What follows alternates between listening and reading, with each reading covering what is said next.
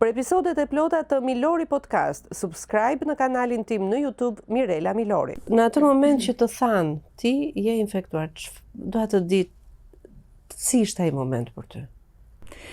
Mendimi i parë ishte që do jetoja edhe 2 vjet, sepse llogarita kohën nga momenti i diagnozës së tim shoqit deri sa rojti, por veten e harrova. Mendova vetëm këtë kohën, edhe 2 vjet jetë kam, por mendimi i parë ishte çfarë do ndodh me fëmijët. Sepse për një nën ajo është pjesa më sublime, pjesa më e dhimbshme, është pjesa që ty të copton zemrën. Sa vjeç ishe? 2003-shin unë kam qenë 37 vjeç. 37 vjeçë. 37 vjeç, me një diagnozë, me 4 fëmijë pa baba dhe 3 prej tyre të infektuar. Dhe është bërë dhe një diskutim në atë moment kur më komunikuan diagnozën dhe sipas mjekëve duhet të testoheshin vetëm binjakët për shkak të moshës, sepse ata ishin 2 vjeç në atë kohë, 2 vjeç e pak muaj. Për shkak të moshës, djali i madh dhe vajza nuk mendonin sipas mjekëve. Përgjigjja ime ishte që unë nuk u besoj më. Unë do t'i testoj të 4 fëmijët, e vetmja gjë që kërkoj është të vi një infermiere në shtëpi sepse nuk mundem. Po qartë ti sjell këtu. Ti sjell. Edhe është kjo pjesa që sa kishin kaluar vetëm 3 javë nga largimi i jatit, kishin traumat e tyre dhe ti çoj prapë në spital e tjera me radhë, duhet rrë edhe këtë pjesën e emocionale dhe psikologjike të fëmijëve. Dhe më caktuar një infermiere që erdhi në banesë, me duar që i driteshin, veshi 2 paldoreza, i ka masakruar për t'i marrë gjakun, sepse në momenti që ti ke 2 paldoreza, ke frikën brenda vetes, ti mezi manipulon. Dhe i ka masakruar, po them. Mbaj mend atëherë ishte periudhë fund gushti, vajzës ju nxi krau, një bllame e madhe, sepse thash nuk arrinte që të bënte detyrën ashtu siç duhet. Dhe kam pritur 2 javë për rezultatin.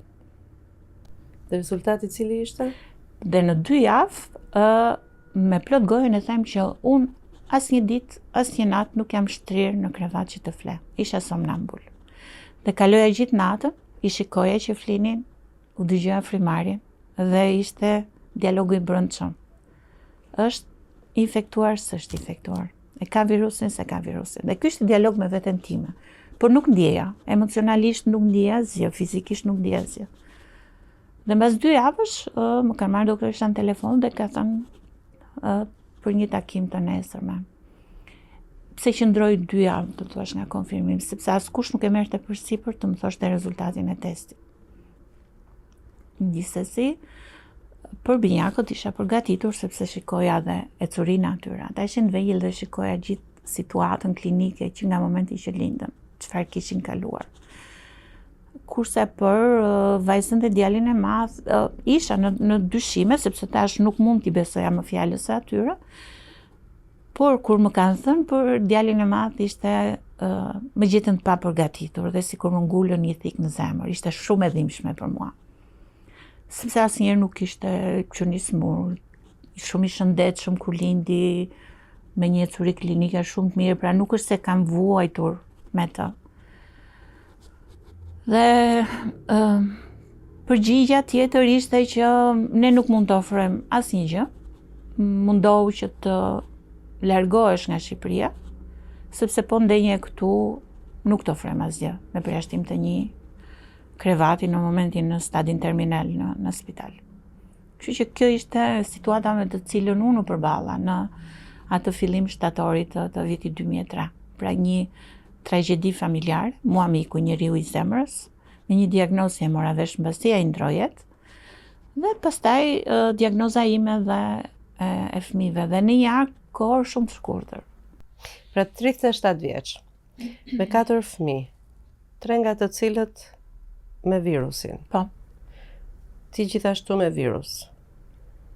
Një Shqipëri krejtësisht të paprigatitur nga pikpamja një sistem shëndetësor, sepse unë nuk prisja Shqipërinë, prisja sistemi shëndetësor që ishte i përgatitur për mua. Ngrita lartu.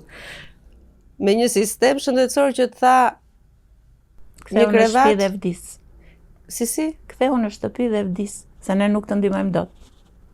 Këtë e thua me metafor, Oli, apo të është thënë kështu Është e drejt për drejt. Nuk është metafor, jeta ime nuk është metafor. Jeta ime është, prandaj u bë film dokumentar. Ty të ka thënë një mjek, ktheu në shtëpi dhe vdis, sepse ne nuk të ofrojmë dot asnjë gjë, ose merr fëmijët dhe largon nga Shqipëria. Këto ishin dy fjalitë që mua mu thanë mbas një rezultati pozitiv të testit. Dhe çfarë ndodh me një nën në kushtet e tua, kur i ka të gjitha këto, futet në shtëpi, mbyll derën e shtëpisë, dhe ju jeni të pestë, dhe mbas asaj dere është kjo bota që tham. Çfarë ndodh me ty? Jo vetëm është gjithë kjo bota që tha, por është edhe kjo pjesa tjetër që u larguan të gjithë. Miq, familjar, pra në shtëpinë tonë nuk trokiste më dera, telefoni i shtëpisë tonë nuk binte më. Dhe kjo ishte dhimbja më e madhe.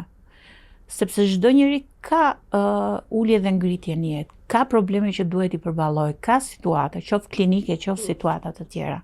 Por ne gjithmonë jemi të rrethuar nga ata që ne kërkojmë mbështetje, sepse njeriu në momente që ti u mbet bashortin, nuk i ke prindrit për të qenë suport.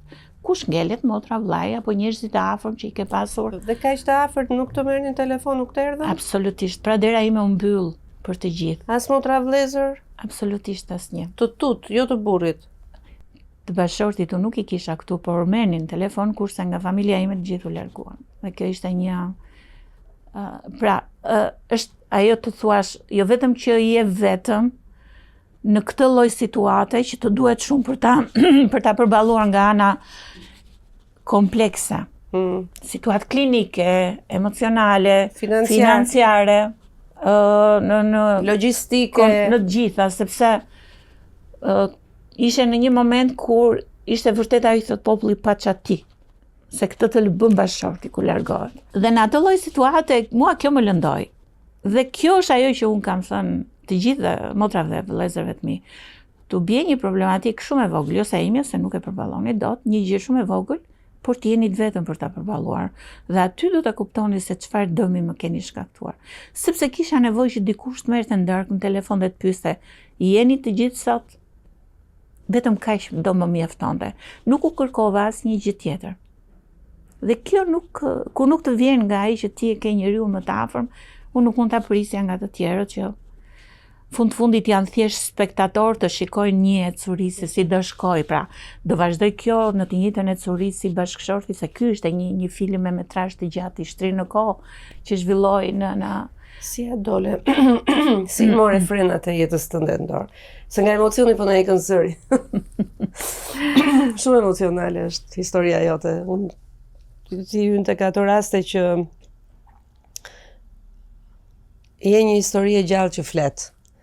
Edhe patjetër që ka emocion këtu brenda, kështu që dua të di si more frenat e jetës tënde në dorë kur derat u mbyll, njerëzit të vinin, 4 fëmijë, ti vet, si ja dole? Shiko, këta në momente që shënojnë jetën e dikujt. Dhe unë arrita që një tragjedi familjare të mos ta vazhdoja më, po ta ktheja në një moment krenarie, suksesi dhe motivi shumë të fortë. Dhe ajo që ndikoi ishte e para një dashuria për fëmijët, që është motivi më i fortë për një nën, dhe pjesa e dytë është që fëmijët nuk janë vetëm kënaqësi për ne, por janë dhe përgjegjësi. Dhe ajo përgjegjësi më ngeli mua. Nuk kam për të haruar kur shprehjen në momentin që doli rezultati dhe me të vetmin që ndava ishte vetëm vajza ime. Dhe shpreha saj ishte keni vendosur të merrni dhomë kuzhinës si shtufin, çfarë do ndodh me mua. Dhe kjo shumë e rëndë për një nën ta dëgjoj nga një fëmijë 13 vjeç. Dhe i mat në atë kohë ishte gjallë sepse mama ime ndroi 6 muaj para tim shoqe. Ai nuk lëvizte dot, ka pas probleme me shikimin, por ishte i vetmi që më merrte çdo natë në telefon. Dhe fillonte fjalin dhe para se ta mbaronte, fillonte dhe qante. Por nuk e doja këtë prind në këtë lloj pozicioni. Dua të ishte prindi im, jo një prind fëmijë që qan për dhimbjen time. Por ajo që ishte fjala që mua më motivoi dhe më bëri të reagoj ishte shpreha që përdori dhe tha, kapiteni mirë njihet në furtunë, jo në det të qetë. Dhe ti do ta përballosh këtë furtunë dhe filloi të qante dhe mbylli telefonin. Për episodet e plota të Milori Podcast, subscribe në kanalin tim në YouTube Mirela Milori.